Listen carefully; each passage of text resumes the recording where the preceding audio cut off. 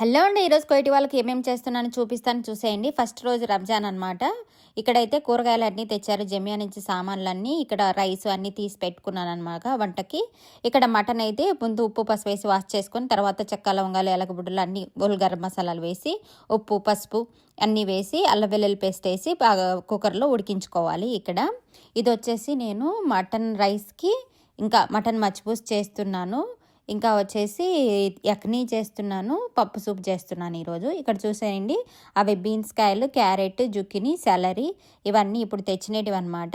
ఇవి వచ్చేసి రైస్ కడిగి పెట్టుకున్నాను. ఒకటైతే వైట్ రైస్కి, ఒకటైతే మచ్చిపూసుకి అనమాట. మటన్ మచ్చిపూసి చేశాను కానీ వైట్ రైస్ చేయలేదు. ఇక్కడ పప్పు సూప్కి అయితే పప్పు అయితే వాష్ చేసి పొయ్యి మీద పెట్టేశాను.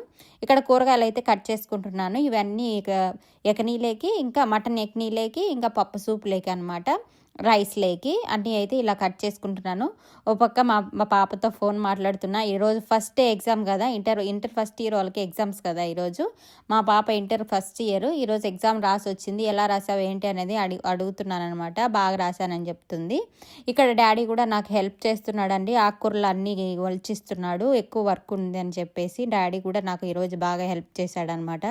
లేదంటే ఒక్కదాన్ని చేసుకోలేను నేను. ఇక్కడైతే సూప్లోకి ఆనియన్, కూస అంటే జుకీని, క్యారెట్, ఉల్లగడ్డ, టమాటా అన్ని కట్ చేసి పప్పులో వేసేసాను. ఇవైతే తస్రీబ్కి అనమాట, యక్నీకి, మటన్ యక్నీకి అన్ని వెజిటేబుల్స్ అన్నీ కట్ చేసి అందులో ఇంకా వచ్చేసి సెలరీ అన్నీ వేసి, అల్లం వెల్లుల్లి పేస్ట్, ఇంకా మాజీ, టమాటా ప్యూరీ ప్యాకెట్ ఒకటి, మొత్తం ఉప్పు అన్నీ వేసి, ఉప్పు వేసి ఉడికించుకోవాలి.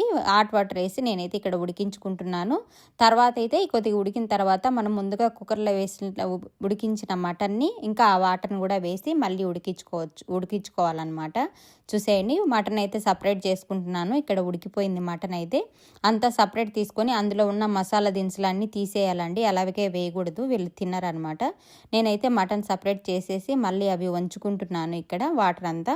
చూసేయండి, మటన్ అయితే యక్నీలో వేసాను. ఇంకా కొద్దిగా మటన్లో ఉడికించిన వాటర్ కూడా ఉంటుంది కదా, ఆ వాటర్ కూడా వేసాను టేస్ట్ కోసం బాగుంటుందని చెప్పేసి. అంతే, మనంతా యక్నీ అయిపోయింది. Please subscribe. సెకండ్ పార్ట్ కూడా చూసే.